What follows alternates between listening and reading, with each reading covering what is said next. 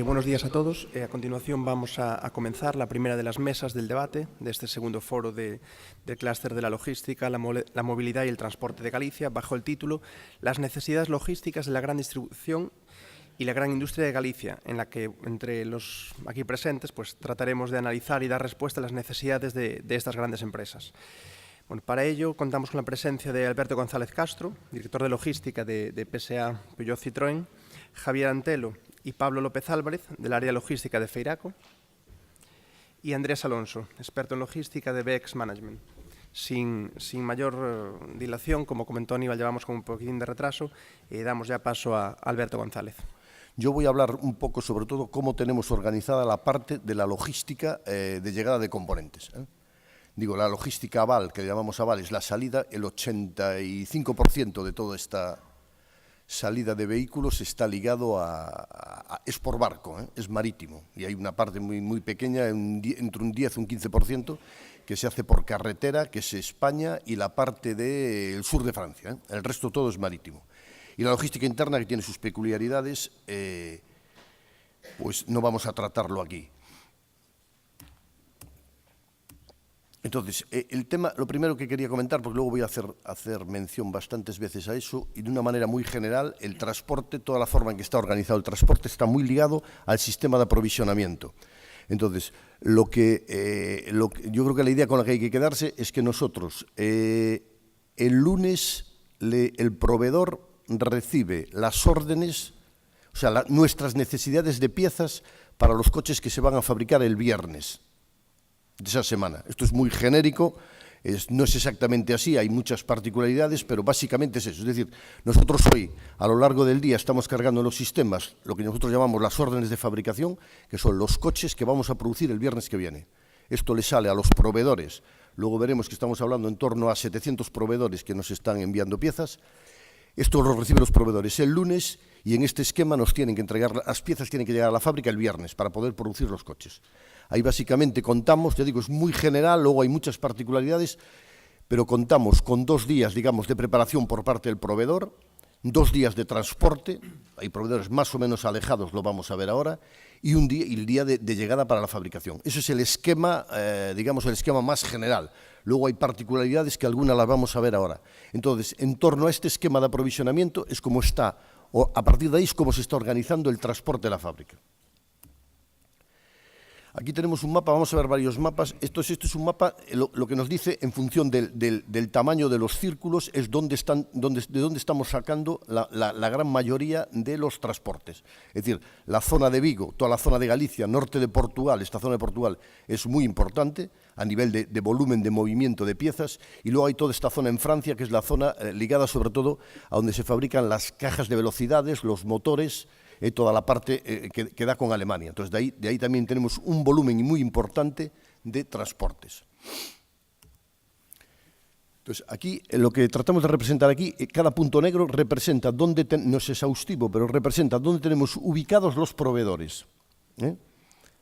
Como veis, hay proveedores que están muy alejados, aquí expresamos menos de 48 horas y los tenemos divididos de alguna manera en 3 partes. En 2 partes fundamentalmente. Lo que es la zona verde son proveedores que están en tránsito a menos de 48 horas, esos se entregan directamente en la fábrica, y los proveedores, en función del esquema que hablé antes, los proveedores que están más alejados de esta línea, lo que pasan es por un almacén intermedio.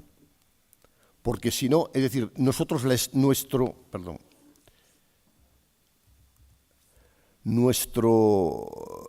para poder, es decir, el proveedor tiene que entregar en un almacén intermedio, un almacén muy fuerte que está en Miranda, ahí entrega todas las piezas, y nosotros vamos a recoger aquí. Hay una característica que yo no sé si son los otros fabricantes que tiene PSA. PSA compra la pieza en el muelle del proveedor. El transporte es a cargo de PSA, no todos los fabricantes de automóviles hacen de la misma manera. Entonces nosotros compramos la pieza, el esquema está comprando la pieza en el muelle del proveedor. A partir del muelle del proveedor es responsabilidad nuestra el hacerla llegar a la fábrica.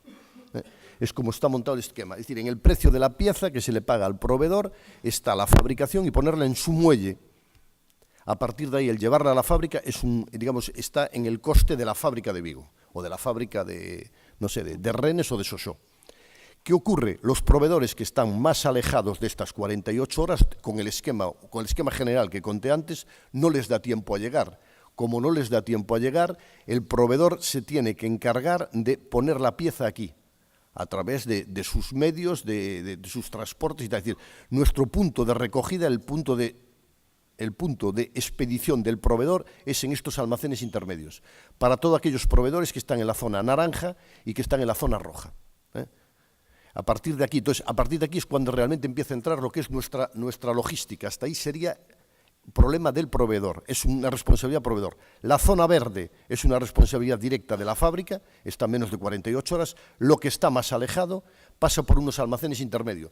Hay alguno importante en Vigo y luego el otro más gordo, más importante, con más referencias, está en Miranda. Entonces nosotros vamos a recoger a Miranda. Es decir, a nosotros, de cara a al precio del coche influye todo, influye el coste de la pieza, el coste del transporte, pero de cara a lo que es la responsabilidad del centro, responsabilidad directa, empieza a contar, en este caso, para los proveedores de esta zona, empezaría a contar a partir de que está situado en este almacén intermedio. Y esto está relacionado con lo que dije antes, lo que intenté explicar del modo de aprovisionamiento, porque si no, no nos daría tiempo a traer una pieza que está situada por aquí, a llevarla a Vigo en el plazo que necesitamos. Esto explica lo que es un poco el funcionamiento nominal. En el funcionamiento nominal hay dos casos, proveedores que tienen, cualquier proveedor que esté situado, digamos, en la zona, lo que hablaba yo, la zona verde, cualquier proveedor de la zona verde que tenga un volumen importante, lo que hace directamente, el camión va a cargar a la fábrica del proveedor y entrega directamente en Vigo. Proveedores con volúmenes más pequeños, lo que se hace, se pasa por centros de reagrupamiento de Jeffco, que nos lleva directamente el material a la fábrica. Este es el esquema de funcionamiento nominal. Es un flujo directo cuando el proveedor está directamente, tiene un volumen suficiente para poder llenar un camión o para jugar, para llenar camiones, y cuando no, lo que hace el proveedor, lo que hace es se reagrupa, hay una recogida, se reagrupa en un punto y a partir de aquí se expide para la fábrica.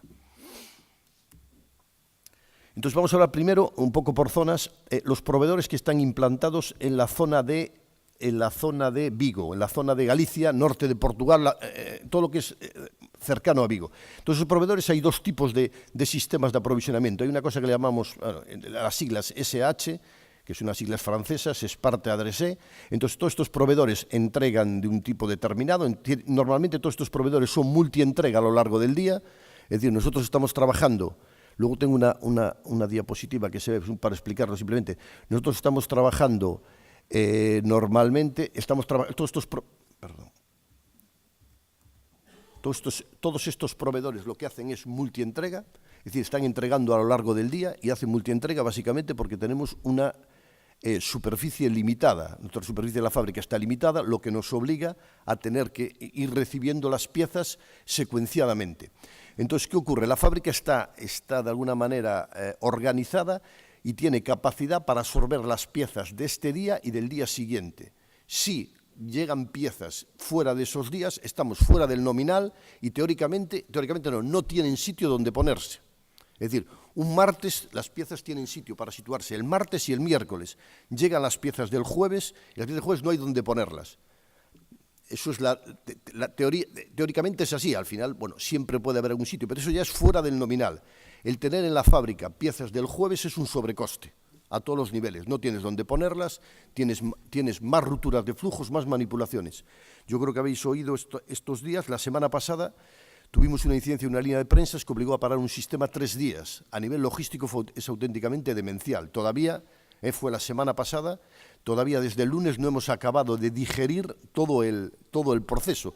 Y eso es trastorno para toda la cadena logística. Es decir, el esquema fue básicamente los flujos, todos estos flujos, estoy hablando aquí, los flujos locales de Vigo y muy cercanos, los paramos. Los flujos de la península ibérica fuimos capaces de absorber un día y luego hubo que pararlos en origen, y el internacional, todos estos que están viniendo de Francia, Alemania, los hemos tenido que meter en la fábrica, lo cual nos hemos tenido que inventar zonas, superficies, o sea, es bastante complejo. Es decir, la fábrica está estructurada para tener las piezas del martes y del miércoles.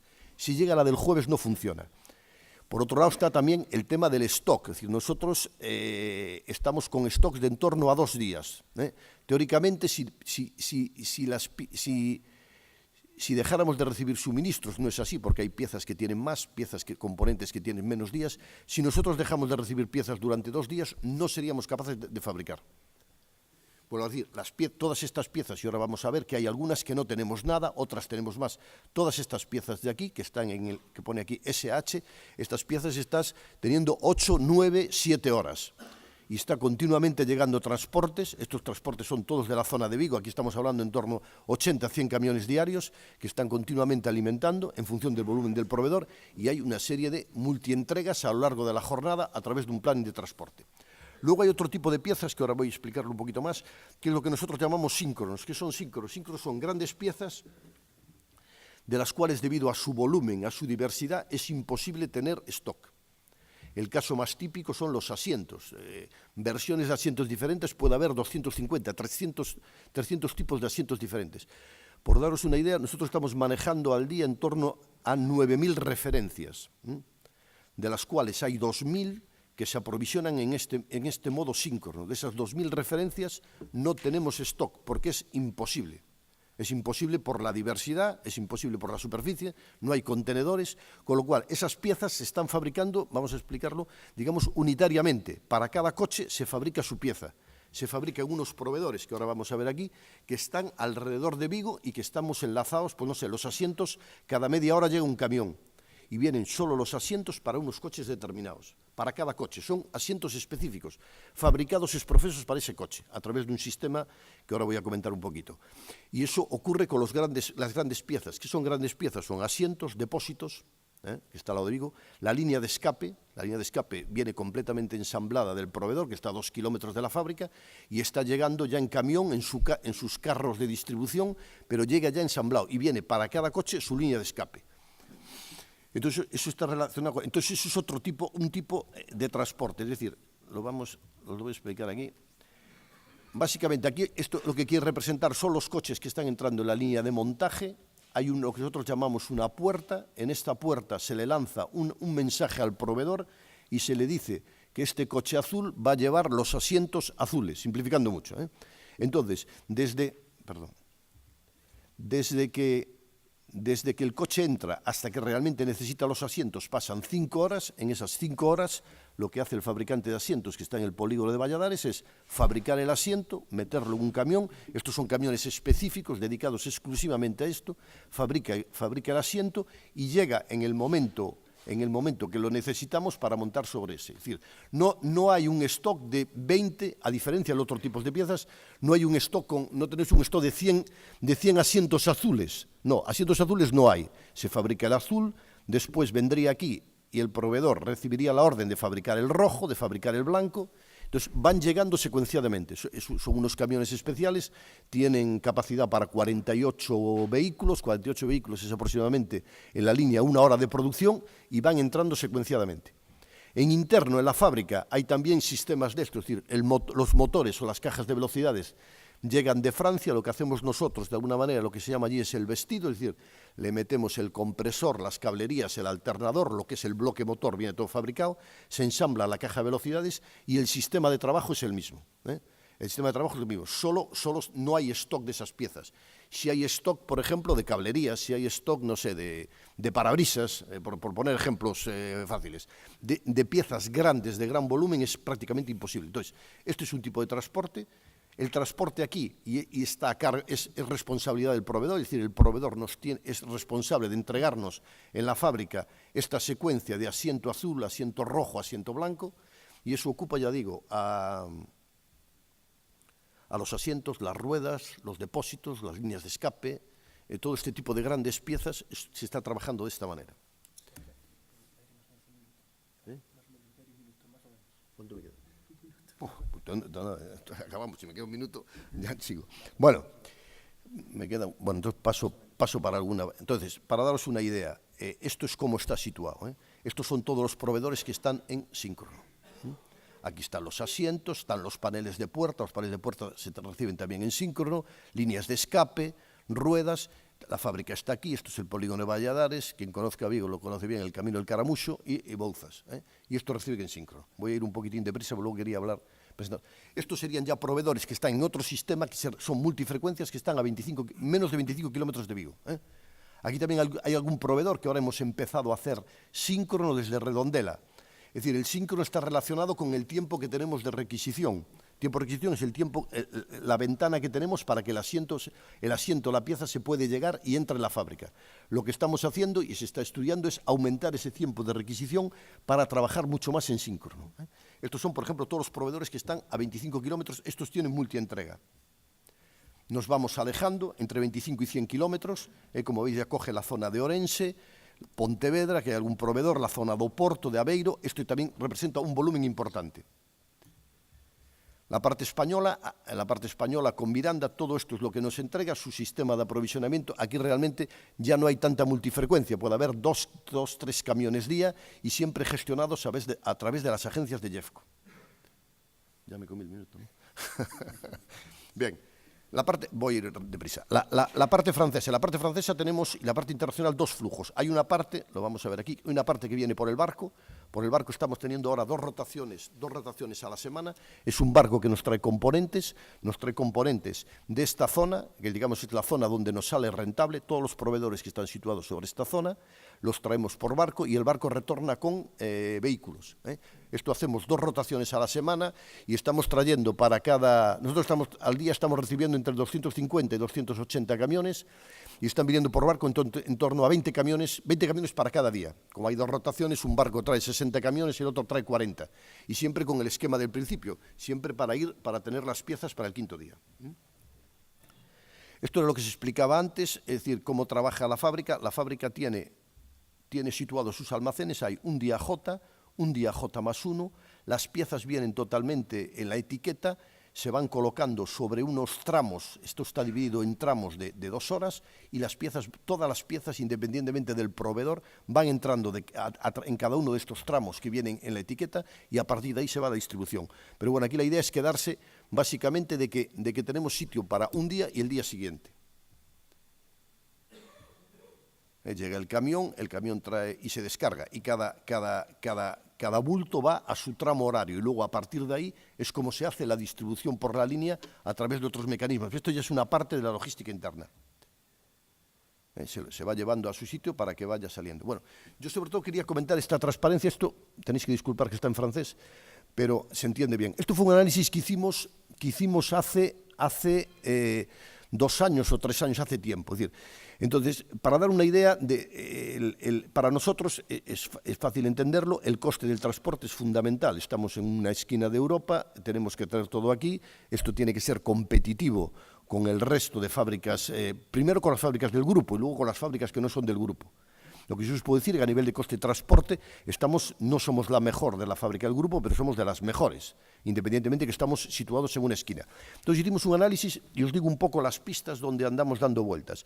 Esto es un camión estándar todo, digamos por fuera, son en torno a 97 metros cúbicos. Si ya le empezamos a quitar los largueros, las distancias que nos hacen falta para poder manipular con las carretillas de horquillas, pierdes un 10%, te pones en 87 metros cúbicos. Esto es la realidad de la vida. Después, ¿qué ocurre? Tiene otro efecto, es los embalajes. Los embalajes están muy mal adaptados, son embalajes diseñados por PSA, son de PSA, están muy mal adaptados para las dimensiones del transporte, con lo cual ahí estamos sufriendo continuamente una merma. Ahora mismo se está lanzando a nivel del grupo una serie de estudios para intentar que los embalajes, eso siempre lo dicen, pero luego al final la realidad es tozuda y nunca se llega al final es una batalla entre el que diseña la pieza, el que diseña su pieza y no sé qué, y cubicarlo con lo que es el coste de la pieza. Entonces, ahora mismo se está trabajando en diseñar embalajes que permitan optimizar lo más posible a nivel del camión. Ya digo, esto siempre lo dicen y al final no lo consiguen. Es decir, esto de todas formas son cosas que van de cara a proyectos nuevos. Es decir, ahora mismo los proyectos ahora es imposible cambiarle los embalajes a las piezas. Eso ya. Entonces, se está trabajando los embalajes. ¿Qué nos lleva a los embalajes? Los embalajes, como veis, nos hacen perder un 16%.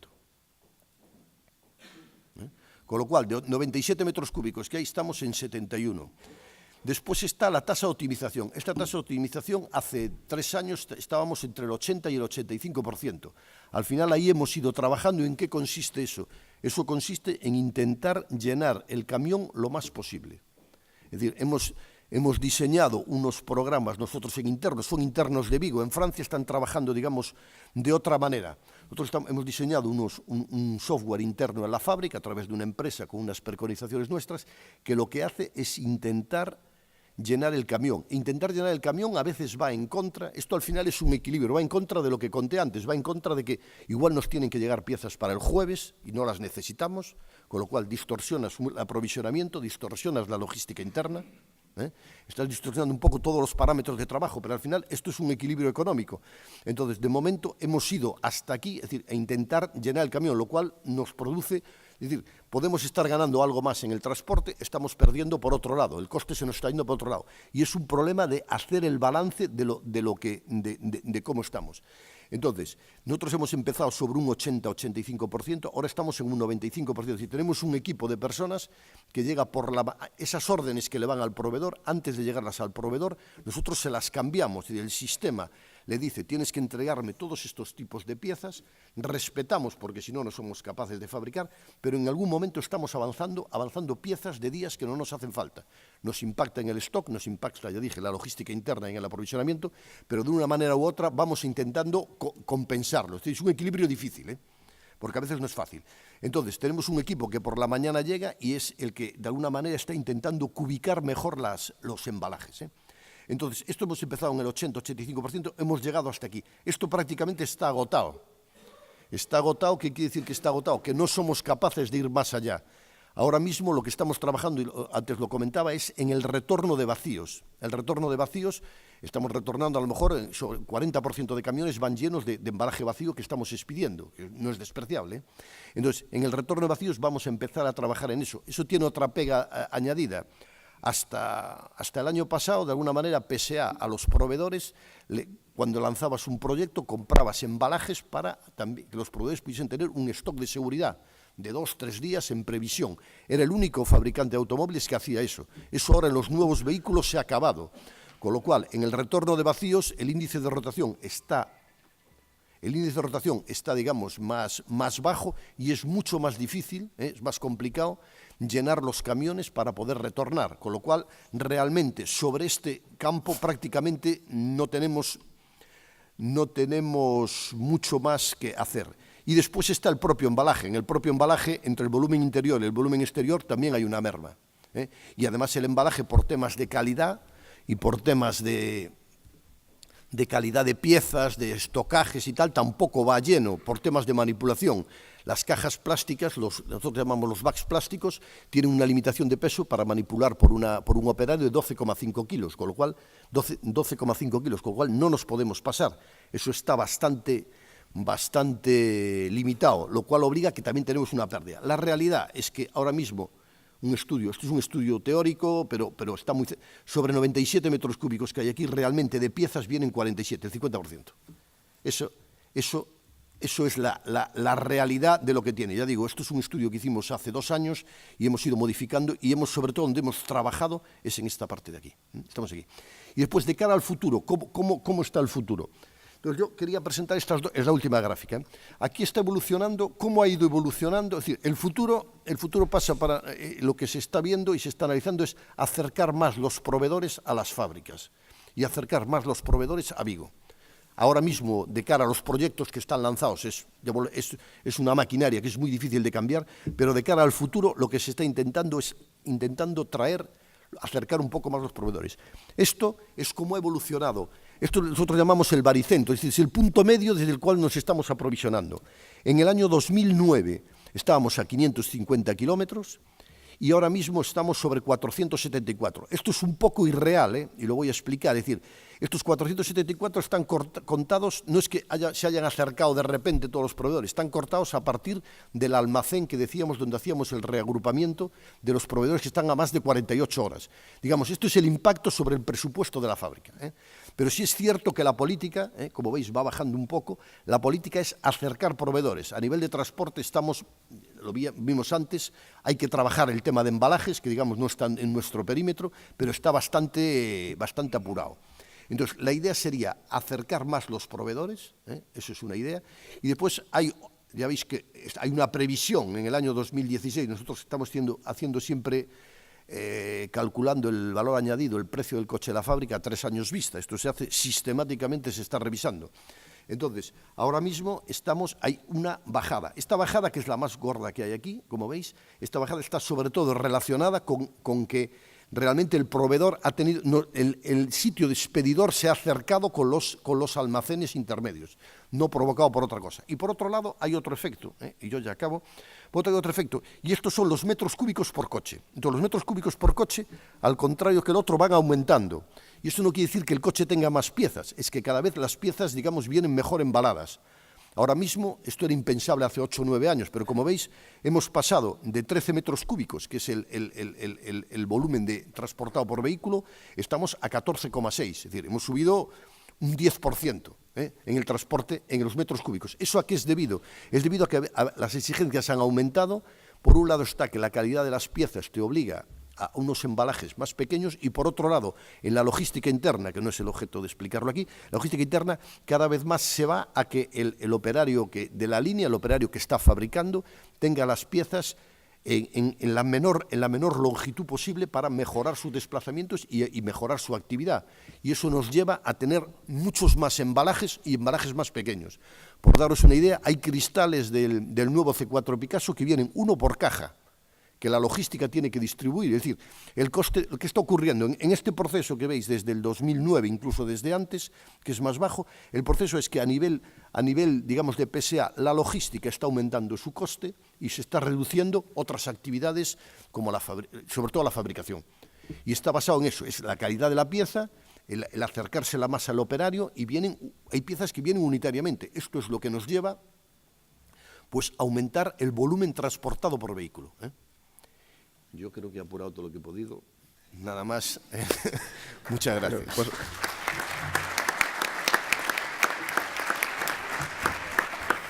muchas gracias, señor Alberto, sobre todo por haber compensado algo tan complejo y habérselo hecho hacer tan rápido. Bueno, pasamos ya entonces a Javier Antelo, director del área logística de Feiraco, así como a Pablo López Álvarez. Buenos días a todos. En primer lugar, quiero agradecer al clúster la invitación que nos ha hecho para poder estar hoy aquí con todos ustedes, y seguidamente voy a ceder la palabra a mi compañero para que en unas breves pinceladas le explique un poco qué es y quiénes formamos Feiraco Sociedad Cooperativa Gallega. En la actualidad somos 3.460 socios en 18 municipios de la provincia de A Coruña, de los cuales 540 entregan leche y 1.000 compran pienso. Las cifras en 2011, pues recogimos en ese año 112 millones de litros, fabricamos 60.000 toneladas de pienso y, bueno, vendimos 9 millones de litros, sembramos 3.400 hectáreas de maíz y poseemos también una planta de generación en la que producimos 7,2 megavatios de energía. Nuestros ingresos netos, 100,8 millones, 34% internos, de los cuales pertenecen a economato, gasóleos, fitosanitarios, etcétera. Y el otro 66% restante a los lácteos transformados. Actualmente disponemos de somos unos 200 empleados directos, aunque generamos muchos indirectos. La visión. Ser la cooperativa de referencia en servicios agroganaderos líder en el sector lácteo. Servicios agropecuarios, como son los abonos y semillas, programa de mejora de calidad de la leche, asesoría y seguros, gestión económica de costes, maquinaria y zootecnia, que es la reproducción y gestión técnica. Bueno, yo les voy a hablar de los 4 pilares básicos de Feiraco, que son la formación del socio. Disponemos de programas de manejo de maquinaria, mejoras de gestión, manejo de la alimentación del ganado, innovación. La investigación en I+D+I dio sus frutos en 2009, cuando tuvimos el premio europeo a la innovación cooperativa con nuestra leche Unicla, que procedente de explotaciones especiales donde las vacas son alimentadas también de una manera especial, ¿no? Y el producto es más rico en omega 3. Calidad. Estamos certificados con la ISO 9001, así como la 22000, y no solamente en fábrica, sino muchas de nuestras explotaciones pues también la tienen, que es algo que cabe destacar, ¿no? Y por último, nuestros trabajadores. La gran mayoría de los empleados somos socios y tenemos el certificado de empresa familiarmente responsable, con lo que nos permite compatibilizar nuestra vida laboral con la familiar.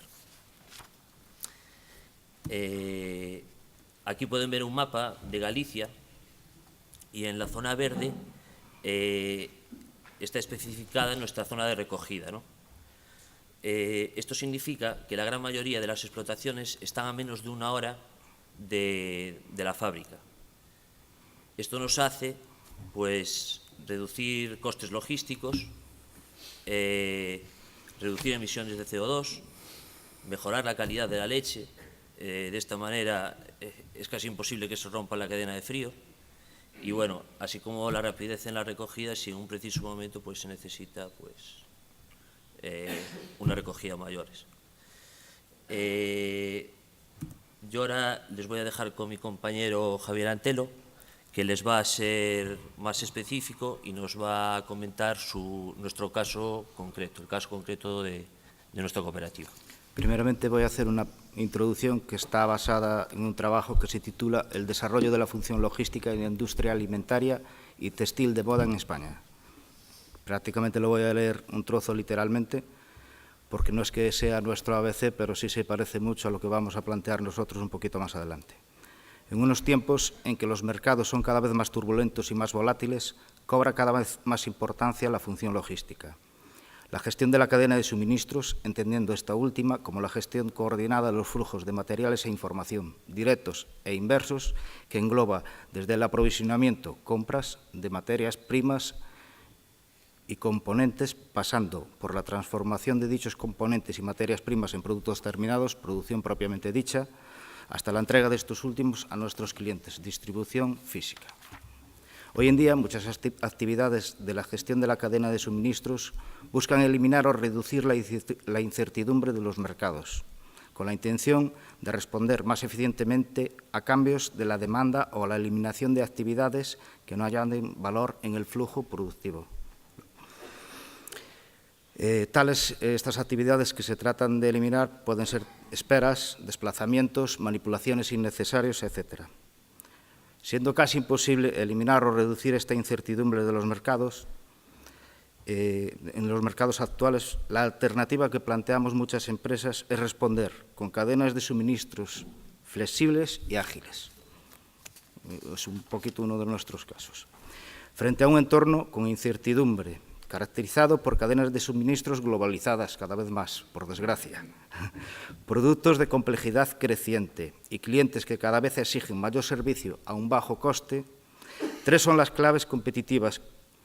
Primero, la diferenciación de las cadenas para adaptarse al mercado, la colaboración de los agentes de la cadena para reducir la incertidumbre y la optimización de la cadena, eliminando actividades que no produzcan valor añadido. Cabe pues pensar que una buena función logística nos pondría en una situación ventajosa en el mercado. ¿Por qué decimos que esto no fue nuestra ABC, pero sí se parece mucho a lo que nosotros hemos sufrido en los últimos tiempos? Porque nosotros en nuestros día a día nos encontramos que el mercado nos exige pedidos cada vez con volúmenes más pequeños, incrementando considerablemente el picking, la tendencia a hacer picking. Pedidos con más referencias, referencias a su vez muy diferenciadas seguramente, las cuales pueden tener un distinto tratamiento tanto a la hora de su manufactura como a la hora de transporte. Hace unos años nosotros prácticamente solo necesitábamos transporte seco, no trabajábamos prácticamente frío. Hoy en estos momentos hemos tenido que entrar en el mercado de transporte refrigerado. Una mayor frecuencia de servicio. Al ser los pedidos más pequeños, normalmente incrementan las frecuencias de servicio, con unas franjas horarias de descargas relativamente estrictas y unos periodos de tiempo entre el pedido y su entrega cada vez más cortos. Uno de nuestros objetivos claros es tener una calidad de servicio y de preparación de pedidos lo más alta posible. Andamos en el 90 y muchos %, ya que entendemos que ello nos va a repercutir en una mejor satisfacción de nuestros clientes y nos permite ahorrar en gastos de logística inversa. Esto nos lleva a plantear un poquito lo que es nuestro caso. O así lo hemos titulado. En los últimos años, sobre todo los últimos 5, y realizando bastantes esfuerzos en inversión, tanto en maquinarias como sobre todo en I+D+I, de lo cual ya habló nuestro compañero que llegamos a tener ese premio europeo en el año 2009, hemos incrementado considerablemente nuestra fabricación, tanto en volumen como en número de referencias, llegando prácticamente en los últimos 5 años a duplicarlas.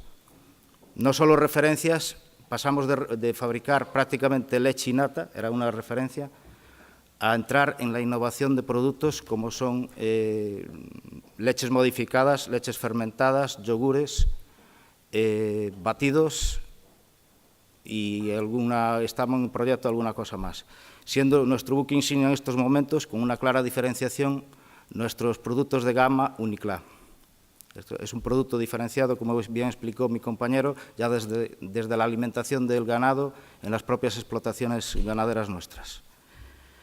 Este incremento de referencias, en un principio, nos quiso llevar o nos permitió o nos plantearnos unos incrementos en los volúmenes de almacenaje que, por suerte, no fueron los previstos, ya que hubo que aumentar mucho las entradas o los stocks de distintos productos auxiliares, pero no digamos que hemos conseguido que este incremento de referencias no se viera reflejado en incremento de necesidades de almacenaje en la misma proporción, debido en gran parte a una optimización de la gestión de la cadena de suministros y a la incorporación de sistemas más modernos y capaces para garantizar a nuestros clientes las entregas en tiempo y forma de nuestros productos, así como la trazabilidad de los mismos, que es obligada por ley en alimentación. Con esto nos planteamos una serie de necesidades que algunas de ellas en algunos tiempos hasta para nosotros no eran muy pensables, porque tampoco somos una empresa excesivamente grande y bueno, si queremos crecer, sí que nos las planteamos. Las principales y las que en estos momentos nos están dando el caballo de batalla son las necesidades de información, aunque generamos continuamente un flujo de información en todas las cadenas de suministros que es ágil, veraz y fiable, tanto en previsiones de ventas, en aprovisionamientos, en planificación de fabricación, en momentos puntuales de promociones. Entendemos que tenemos que estar día a día alimentándola, porque si no se moriría y no tendría... Es algo que se necesita alimentar diariamente para poder llegar al punto que pretendemos, que es llegar al 100% de satisfacción de nuestros clientes. Y luego otro caballo de batalla que tenemos, porque como hablábamos, partimos de unas referencias, digamos, pocas referencias, con un sistema de transporte que no será viable y no será eficiente, pasamos a tener que adaptar el transporte a los nuevos productos y a planificar rutas debido al descenso de demanda, que en muchas ocasiones es preferible, digamos, que planificar la ruta y hacer 2 o 3 descargas, o 4 incluidas, en nuestros distribuidores, que hacer una inversión o obligar a nuestros transportistas a hacer una inversión en la remodelación de la flota de sus camiones.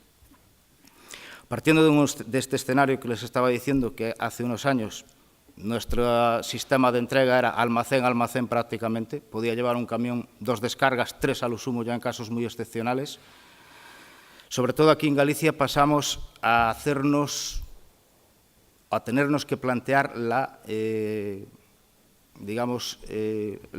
planificación de una serie de rutas, para poder atender como es debido y como ellos nos exigen a nuestros distribuidores.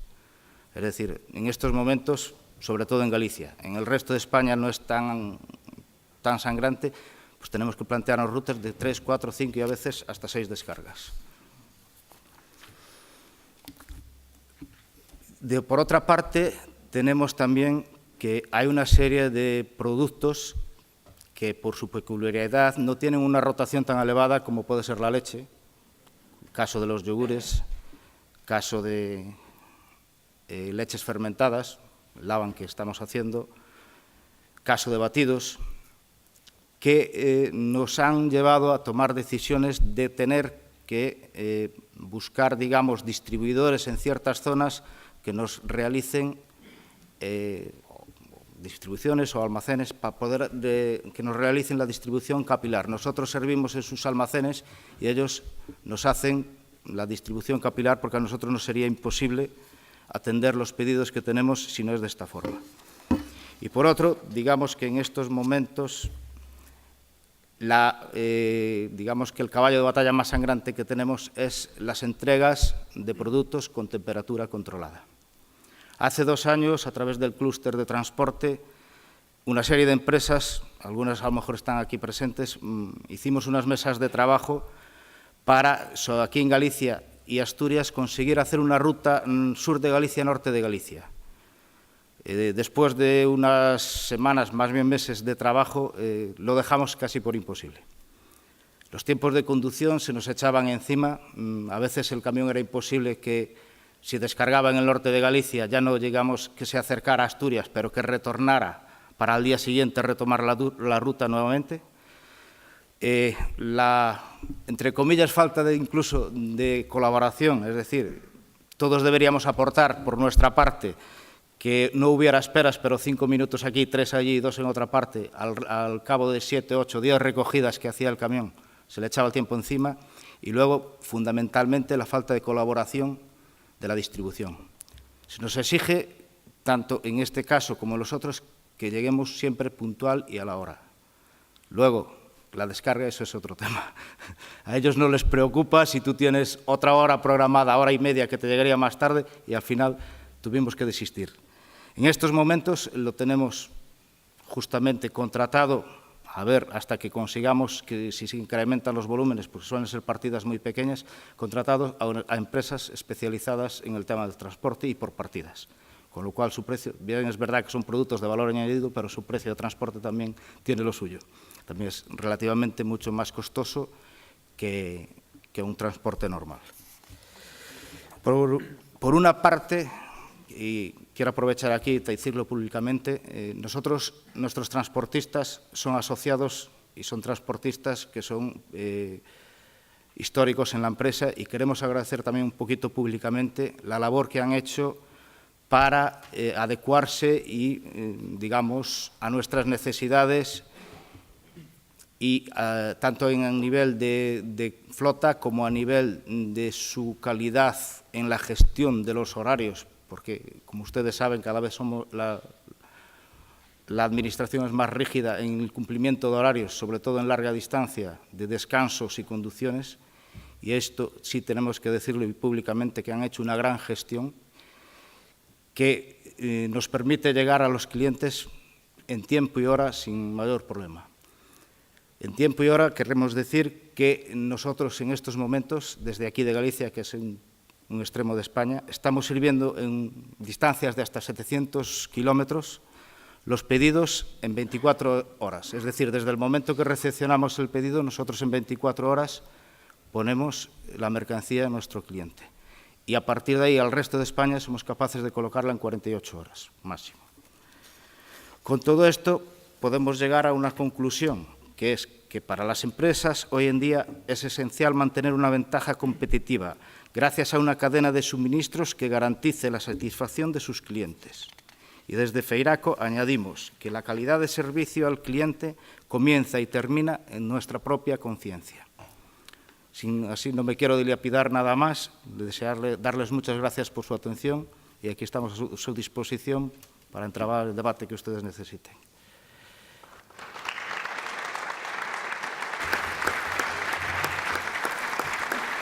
Bueno, pues, muchas gracias a Pablo y a Javier, y ahora pasamos con el último de los ponentes, que es Andrés Alonso, experto en logística de la empresa Apex Management. Y bueno, a continuación pues, de su ponencia estableceremos un breve coloquio en el que bueno, pueden preguntar cualquier duda, cualquier cuestión con cualquiera de los ponentes.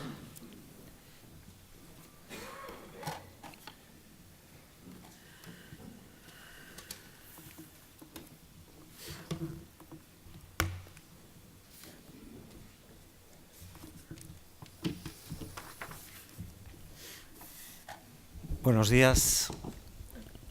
Muchísimas gracias al clúster del transporte y la logística, o la logística y el transporte de Galicia, por la oportunidad que me brindan de contarles mi humilde y corta experiencia en el mundo de la distribución de prensa.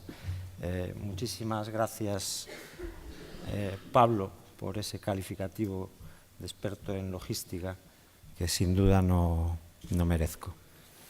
Decía en la inauguración el delegado del Gobierno, hablaba de lo importante que es la logística y daba dos ejemplos.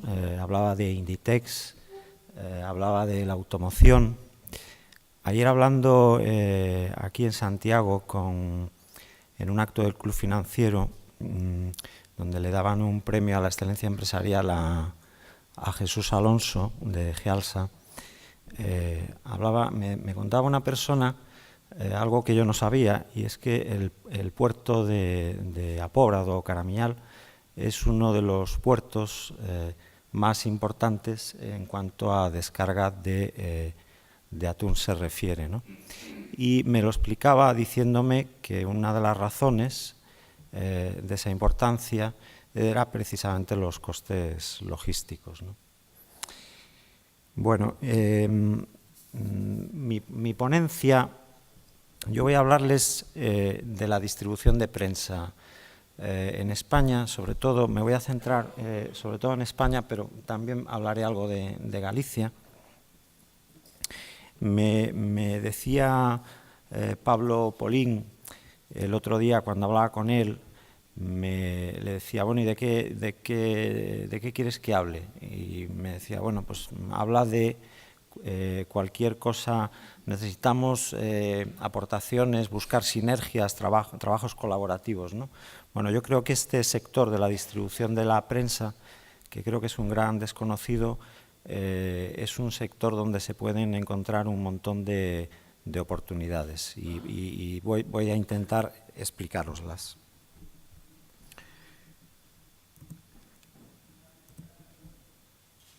Bueno, básicamente mi ponencia está estructurada en 5 puntos. Vamos a ir viéndolos uno a uno. Pero yo creo que lo más importante antes de empezar es que seamos realistas, que hagamos autocrítica y que no neguemos una realidad que es aplastante en este sector. Vivimos en un mundo digital. Bueno, yo me he resistido durante años, tengo una experiencia en distribución de más de 8 años, y durante años me he resistido a esto de la era digital, ¿no? A lo que todo el mundo te comenta, de que si el periódico en papel tiene los días contados, ¿no? Pues yo, evidentemente, siempre me he resistido, pero es un hecho que es innegable, que la información y la era de la información en un futuro, yo creo que está mucho más cerca que lejos, va a ser sobre todo digital. Y aquel vendedor de periódicos, ¿no? Que yo, que soy de Vigo, pues recuerdo con muchísimo cariño a Manuel Castro, que repartía el periódico en la Puerta del Sol, y lo llevaba en un dedo y decía no sé qué, que yo era algo indescifrable, no sé lo que decía. Nunca he sido capaz de que alguien me dijera lo que decía este caballero. Bueno, pues ya veis cómo ha evolucionado todo esto, que si Manuel Castro viviera, seguramente en vez de llevar un faro de Vigo, seguramente llevaría una tablet. Yo creo que la tendencia digital es imparable.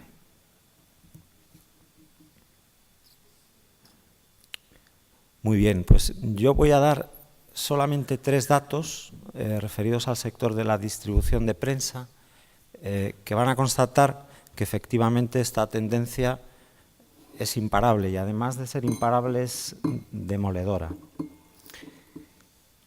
Si hablamos, por ejemplo, de empleo, en el periodo que va del año 2007 al 2011, se han perdido prácticamente 2.000 empleos en España en el sector de la distribución. Esto es una caída de un 25%.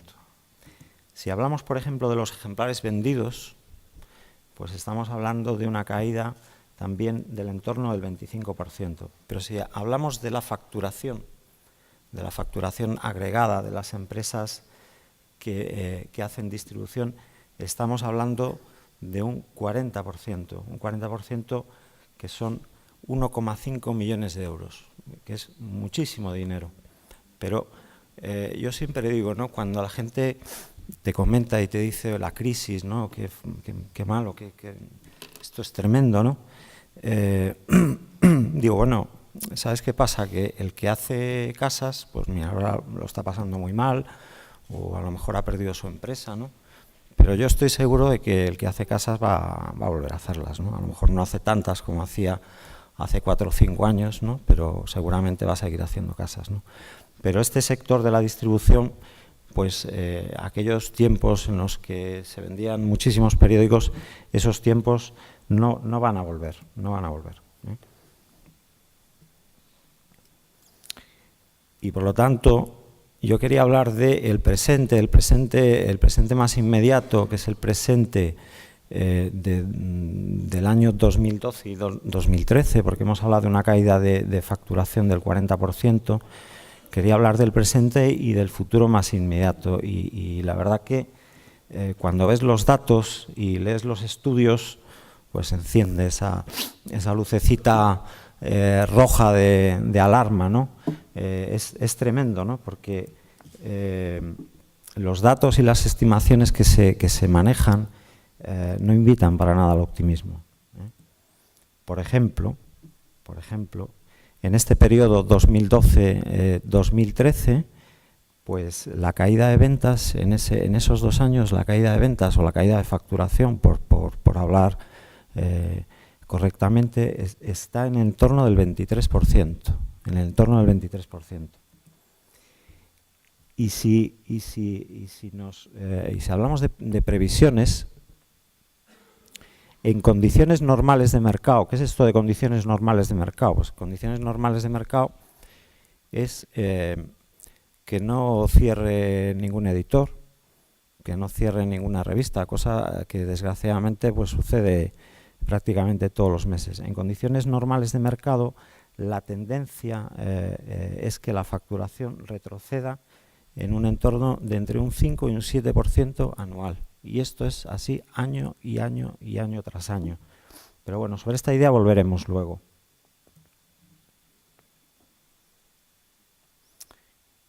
Bueno, el resultado es puntos suspensivos, ¿no? Pero también un mensaje de optimismo, porque yo sinceramente creo que todavía estamos a tiempo. El resultado es tremendo, ¿no? Es un sector que se está desangrando. Las cifras de facturación que hemos visto están ahí. Pero yo creo, sinceramente, que estamos a tiempo. Y estamos a tiempo, pues, no porque se nos haya ocurrido una fabulosa, una grandiosa idea, no. Estamos a tiempo porque básicamente lo que está haciendo el sector es apoyarse en las 2 fortalezas, las 2 fundamentales fortalezas que tiene. No nos hemos vuelto locos, o el sector no se quiere volver loco, ¿eh? No queremos inventar cosas que nos coman el tiempo y que no valgan para nada, y lo que el sector tiene que hacer es centrarse en sus fortalezas, ¿eh? En Galicia, por ejemplo, hay 2.000 kioscos, 2.000 puntos de venta de prensa.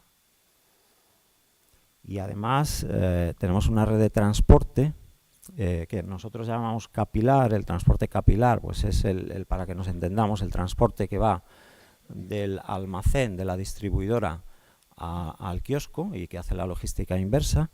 Luego está el transporte que llamamos ligero, que es el transporte en furgoneta también del centro de impresión, que hoy están prácticamente todos los periódicos, salvo alguno, se imprimen en Galicia. Pues ese transporte es el ligero. Y luego está el transporte pesado, que esto ya son trailers que normalmente vienen de Madrid o de Cataluña y que normalmente lo que traen es pues la promoción que acompaña al periódico y sobre todo las revistas u otro tipo de productos que se comercializan en los kioscos. Acabo.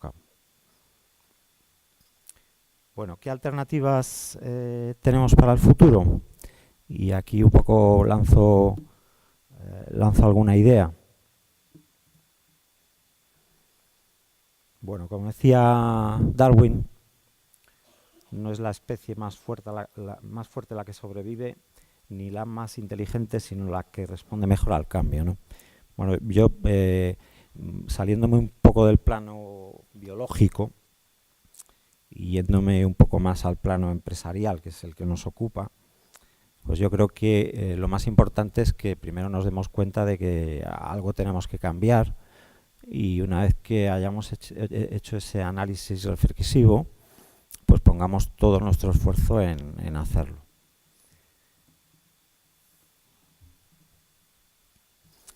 A nuestro entender, existen tres grandes alternativas que pueden ser complementarias y que en ningún caso son excluyentes. La primera tiene que ver con un mercado que todavía no pertenece a las distribuidoras al uso, es decir, editores que siguen distribuyéndose con sus furgonetas o por ejemplo, exceso de distribuidoras. Les pongo, por ejemplo, la provincia de Pontevedra. En la provincia de Pontevedra, y además les invito a que hagan un ejercicio en cualquiera de las provincias gallegas, que vayan un día a un kiosco, se queden fuera a primera hora de la mañana y verán, en concreto en la provincia de Pontevedra, hay 5 distribuidoras. Es decir, algo que podía hacerse, que podía hacer un solo actor, pues lo están haciendo 5. ¿Vale? Por lo tanto, el futuro tiene que ver con un proceso que decía antes el presidente del clúster de trabajar menos en vertical y trabajar más en redes colaborativas. En definitiva, que haya más cooperación. Otra de las claves tiene que ver con esos puntos de venta, con esos kioscos, ¿no?, que conocemos de toda la vida y que, en nuestra opinión, tenemos que ser capaces de convertir esos puntos de venta en puntos de venta multiproducto y multiservicio. Ahí aparece, aprovecho que creo que por la tarde está la subdirectora Seral de Movilidad, me parece, para decirle que de una vez se decidan a darle a los kioscos la recarga de transporte del bonobús. Bueno, en definitiva hay que ayudar a ese colectivo que es un colectivo además muy numeroso, que normalmente, bueno, pues el kiosquero donde compramos el periódico es una persona de nuestra confianza, pues que tenemos que ser capaces de ayudar a este colectivo para que se profesionalice. Y en tercer lugar, bueno, pues todas estas empresas de distribución que hay en Galicia y que hay en España, pues no cabe duda de que tienen mucho que ofrecer a las empresas del clúster, en el sentido de que hay una flota de transporte que se puede compartir, o hay unos almacenes o unas plataformas logísticas que también se pueden compartir. Bueno, como en la televisión, esta es mi cuña de publicidad, ¿vale? Yo soy eso que ahora se llama emprendedor, ¿vale? Para que nos entendamos, es el autónomo o el puñetero autónomo de toda la vida, ese soy yo. Nosotros hacemos consultoría ejecutiva, no consultoría tradicional, sino que entramos en la empresa y ayudamos a la empresa y a la gente de la empresa a solucionar los problemas y aprovechar las oportunidades, y a eso nos dedicamos. Y para terminar, he traído aquí una frase que está extractada de una entrevista que le hacían hace muy poco al director del Washington Post. Fue un tema muy comentado en el mundo de la distribución, ¿no? De repente Jeff Bezos o como se diga, pues que es el dueño de Amazon, ha comprado el Washington Post, ¿no? Y esto ha generado pues una expectativa muy grande. Y este señor, el director del periódico, pues bueno, decía literalmente que la tendencia de caída en la circulación del periódico, es decir, en las ventas, es de un 7% anual, ¿no? Y en la entrevista decía que ellos iban a trabajar para cambiar esta tendencia. Bueno, mi maestro, mi mentor, que fue mi padre, me acuerdo cuando yo comenzaba mi vida profesional y en mi primer trabajo, y bueno, pues cuando eres muy joven te preocupas a lo mejor en exceso por las cosas, y me vio un día preocupado y me preguntó qué me pasaba, le conté el problema que tenía y me dijo: anda, vete a dormir, porque la mayoría de los problemas se arreglan solos, ¿no? Al día siguiente cuando llegas, la mayoría de los problemas se arreglan solos. Bueno, a mí me da la sensación de que este problema que tiene la distribución pues no entra en ese cajón de los que se arreglan, que me decía mi padre, y yo creo, sinceramente, que vamos a tener que poner todo el esfuerzo, toda la imaginación y toda la colaboración para solucionarlo. Y este pues es en definitiva el mensaje que yo les quería trasladar. Muchísimas gracias.